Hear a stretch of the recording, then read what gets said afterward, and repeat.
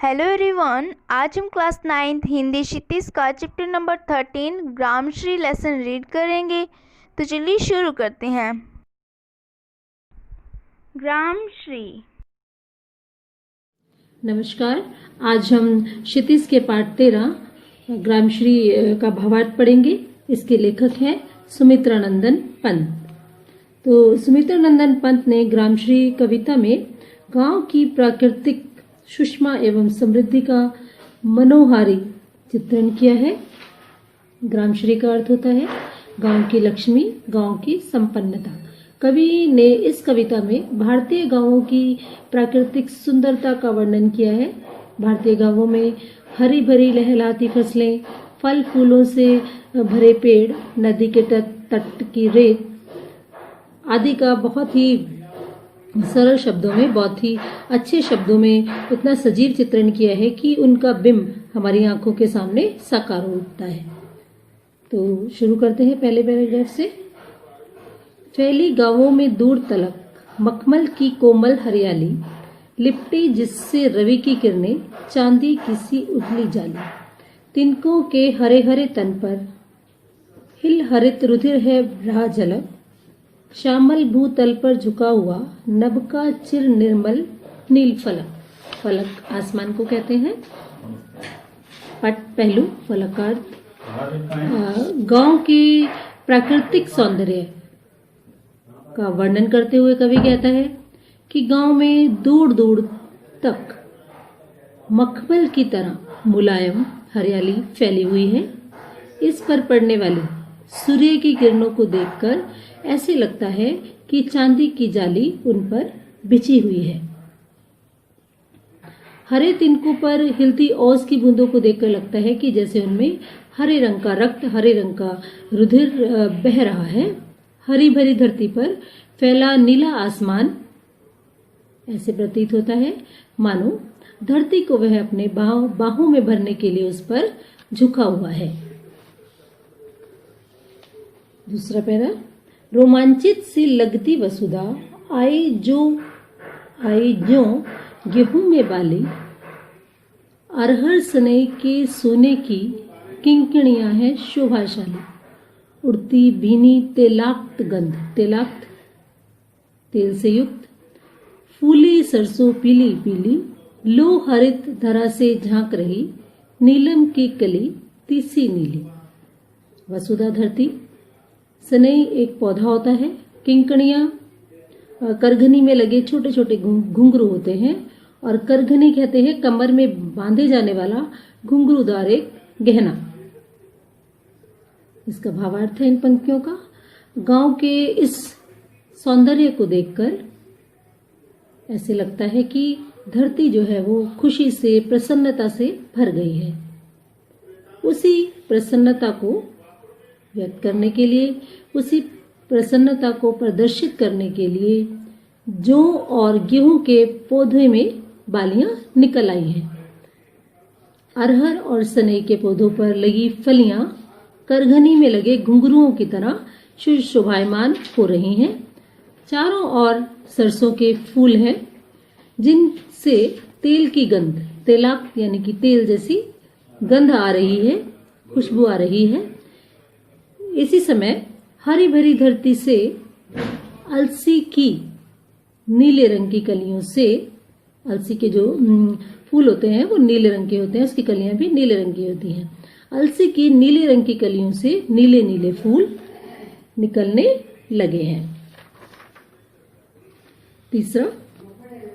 रंग रंग के फूलों से रिलमिल हंस रही सखियां मटर खड़ी, मखमली पेटियों की लटकी, छमियां बिछाए बीज लड़ी। फिरती है रंग रंग की तितली, रंग रंग के फूलों पर सुंदर, फूले गिरते हैं फूल स्वयं, उड़ उड़ वृत्तों से वृत्तों पर। वृंत होता है डंठल। कवि कहता है खेतों में रंग बिरंगे फूल खिल उठे हैं, खिल रहे हैं।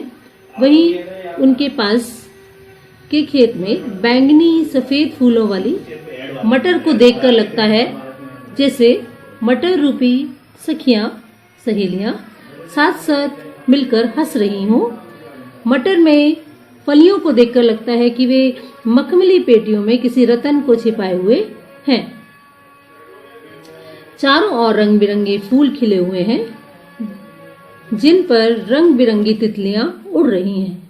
उन रंग बिरंगी तितलियों को उड़ते हुए देखकर ऐसा प्रतीत होता है मानो फूल ही इधर उधर उड़ रहे हैं। फूल ही उड़ उड़कर वृंतों पर डंठलों पर जा जाकर बैठ रहे हैं। 4th paragraph. अब रजत स्वर्ण मंजरियों से लद गई आम्र तरु की डाली, झर रहे ढाक पीपल के दल, हो उठी कोकिला मतवाली, महके कटहल मुकुलित जामुन, जंगल में झरबेरी झूली, फूले आड़ू नींबू दाड़िम, आलू गोभी बैंगन मूली। फिर गांव के प्राकृतिक सौंदर्य का वर्णन करते हुए कवि कह रहा है कि ऐसे मौसम में आम की डालियों पर सोने चांदी के रंग की मंजरियां आ गई हैं। मंजरियां बोर को कहते हैं। आम की डालियों पर जब बोर आ जाते हैं, सोने चांदी मतलब सुनहले और उज्जवल सब श्वेत रंग की मंजरियां यानी बोर आ गए हैं। एक और आम पर बोर आ रहे हैं और दूसरी ओर ढाक और पीपल के पत्ते जो हैं वो गिरने शुरू हो गए हैं। कोयल भी मदमस्त होकर इधर उधर उड़ रही है, उड़ती फिर रही है। फूल आने से कटहल महक उठा है और जामुन के फूल भी अभी अध खिले से हैं। जंगल में झरबेरियां लद गई हैं, यानी कि बेरियों के जो झाड़ होते हैं वो फलों से लद गए हैं, उन पर फूल आ गए हैं। और एक और जहां नींबू अनार के पौधे अपने फलों से लद गए हैं, दूसरी ओर खेतों में आलू गोभी बैंगन मूली आदि सब्जियां भी पककर तैयार हो गई हैं। फिर 5वां पैराग्राफ। पीले मीठे अमरूदों में अब लाल लाल चित्तियां पड़ी, पक गए सुनहले मधुर बेर, अमली के तरू से डाल जड़ी, लहले पालक महमे धनिया, लौकी और सेम फली फैली, मखमली टमाटर हुए लाल, मिर्चों की बड़ी हरी थैली। कवि कहता है कि अमरूद पककर पीले और मीठे हो गए हैं, उन पर लाल लाल धब्बे पड़ गए हैं। बेर भी पककर सुनहरे रंग के हो गए हैं और उनमें मिठास भर गई है। आंवले की डालियों पर छोटे छोटे फल चढ़ गए हैं। अवली आंवले का छोटा फल को कहते हैं। खेतों में हरी भरी पालक लहरा रही है, धनिया अपनी महक बिखेरने लगा है, लौकी और सीम की लताएं फलकर फैल गई हैं। टमाटरों का जो रंग है वो लाल मखमल की जैसा हो गया है। मिर्च के पेड़ पर लगे मिर्चों के गुच्छे बड़ी सी हरी थैली जैसे दिख रहे हैं। अगला पैरा है। बालू के सांपों से अंकित गंगा की सतरंगी रेती, सुंदर लगती छरपत छाई, तट पर तरबूजों की खेती, अंगुली की कंघी से बगुले कलगी सवारते हैं कोई, तिरते जल में सुरखा पुलिन पर मरगोटी रहती सोई। मरगोटी एक पक्षी होता है। फिर कवि कहता है कि गंगा की सतरंगी रेत पर बनी टेढ़ी मेढ़ी लकीरें उनको देखकर ऐसा प्रतीत होता है जैसे वे सांपों के आने जाने से वहां पर बनी है। गंगा के किनारे पर घास और तिनकों का ढेर लगा हुआ है, छाया हुआ है, जिसमें तरबूजों की खेती हो रही है। आसपास बगुले विहार कर रहे हैं। आसपास बगुले जो है वो तैर रहे हैं वहां पर। वे अपनी उंगलियों को कलगी पर ऐसे फेरते हैं, अपने सर पे जो उनकी कलगी होती है उस पर ऐसे फेरते हैं जैसे वे अपनी कलगी को सवार रहे हैं, उसमें कंघी कर रहे हैं। चक्रवाक पक्षी बहते हुए जल में मानो ऐसा प्रतीत होता है मानो वह तैर रहा है और किनारे पर मरगोटी नामक एक पक्षी जो है वो सोया हुआ है। लास्ट पंक्तियां हैं, अंतिम पंक्तियां।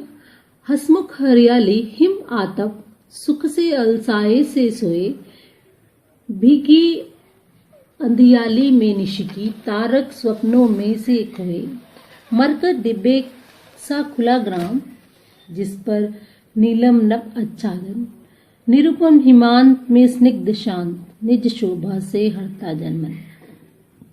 गांव के सौंदर्य का वर्णन करते हुए कवि कहता है गांव की हरियाली सूर्य की धूप के कारण ऐसे प्रतीत होती है मानो वह हंस रही है।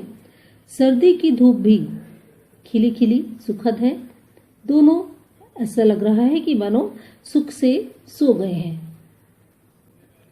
हरियाली और सर्दी की धूप मानो सुख से सो गए हैं। रात ओस के कारण भीग गई है। तारे सपनों में खोए जान पड़ते हैं। ऐसे लग रहे हैं तारागण स्वप्न में खो गए हैं। यह सुंदर सजीला गांव ऐसे लगता है मानो मरकत का डिब्बा खुला हुआ हो। मरकत एक तरह का पन्ने नामक एक रत्न है जिसका रंग हरा होता है। तो ऐसा प्रतीत हो रहा है कि मरकत जो पन्ना नामक रत्न है वो एक डिब्बिया में खुला पड़ा है और उस पर नीले रंग का आकाश छाया हुआ है। और नीला आकाश ऐसे जच रहा है, ऐसे सुंदर दिख रहा है जैसे उस डिब्बे पर नीलम का आंचल ढका हुआ है। सर्दी की समाप्ति है। सर्दी की समाप्ति पर इस शीतल प्रदेश में एक स्नेह भरी, प्यार भरी, अनुपम शांति छाई हुई है। इस प्रकार यह गांव अपनी शोभा से लोगों का मन हर रहा है, लोगों का मन को सुख दे रहा है। चारों ओर सुख और शांति छाई हुई है। तो ये थे इस पाठ का भावार्थ जो मैंने अभी आपको बताया। आशा करती हूँ ये पाठ का भावार्थ आपको अच्छे से समझ में आ गया होगा। धन्यवाद।